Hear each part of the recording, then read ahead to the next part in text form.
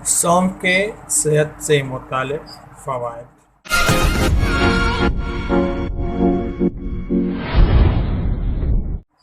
अस्सलाम वालेकुम नाज़रीन, मैं हूँ इदरीस अहमद सुमरो। सौंफ ब्लड प्रेशर को कंट्रोल करती है। इसके बीजों में पोटाशियम भरपूर होता है। ये आपकी दिल की धड़कन की शरह और ब्लड प्रेशर को कंट्रोल करती है। मुतालियात से मालूम हुआ है कि सौंफ के बीज खून में नाइट्रेट की कमी सतह में इजाफा करती है। नाइट्रेट एक कुदरती अंसर है।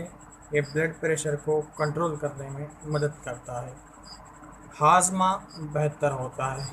सौंफ की मदद से हमारा निज़ाम बेहतर होता है।